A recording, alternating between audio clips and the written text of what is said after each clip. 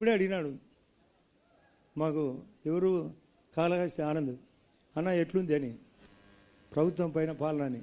నేను గజ్జల మల్లారెడ్డి గారు ఇప్పుడు 83 అధికార పార్టీ ఎన్టీ రామారావు గారు ఉన్నప్పుడు ఎట్లుంది అంటే ఆయన చెప్పినాడు బాగా కమ్మగా ఉందని.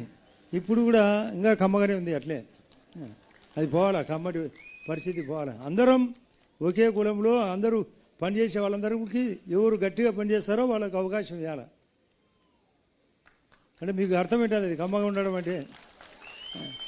ఆ కమ్మతో పాటు అందరం ఉండాము ఇక్కడ కులాలు మతాలు కాదు. ఇప్పుడు లడ్డు పైన ఇక్కడ జరుగుతుంది లడ్డు సంఘటన తిరుపతిది. ఇప్పటికి కూడా లడ్డు సంఘటన పైన వాళ్ళు పైచేయినారు అంటే తప్పు చేసి కూడా పైచేయి. నేను ఇక్కడ మహిళలు కొందరు ఉన్నారు, ఒకరు ఇద్దరు అన్వాంటెడ్గా ఒక రూమ్లో దొరుకుతారు. దొరికినా కూడా మేము సీతమ్మ ప్రతివత అంటే మేము వాళ్ళు చెప్పినది వినాలనా చెప్పాలా? దొరికినారు దొంగలు. ఇంకా దాంట్లో లడ్డు జంతు కొవ్వు లేదంటే ఇలా కొవ్వు ఎక్కువ ఉంది. ఆ జంతు కొవ్వు కంటే వైఎస్ఆర్లో కొవ్వు ఎక్కువ ఉంది. ఆ ముందు ఆ కొవ్వు కరగదీయాల.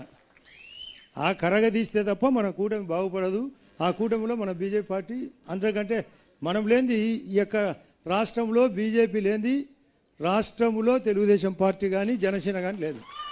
మనమే ప్రధానం. మన తర్వాతనే నేను హైదరాబాద్లోనే పక్కనుండే మద్రాసులో కానీ లేదా కర్ణాటకలో కానీ ఇన్ని అవకాశాలు ఇవ్వలే. మనకు డబల్ ఇంజన్ కాబట్టి అన్ని రకాలుగా నిన్ననే క్వాంటమ్ వాలీ ఓపెన్ చేసినారు. అక్కడ కాగ్నిజెంట్ ఓపెన్ అయింది, గూగుల్ వచ్చింది. దీనికి కారణం బీజేపీ పార్టీ. బీజేపీ పార్టీ బలపడాలంటే, కార్యకర్తలు బలపడాలంటే మనకు లోకల్ బాడీతో పాటు రేపు రాబోయే ఎలక్షన్లో కూడా ఉండాలి. మాధవ్ గారు చక్కగా అన్ని సారథ్యాలు చేస్తున్నాడు.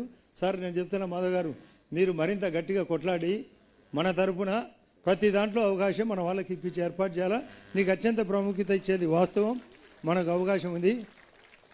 ఇంకా నేను గంట చెప్పినా అయితే ఇంకా నేను మిగతా వాళ్ళు ఉన్నారు. ఏమన్నా మీరు పలానా క్వశ్చన్ అడిగితే చెప్తాను ఆన్సర్. ఇంకా నేను చెప్పేది అయితే అయిపోయింది.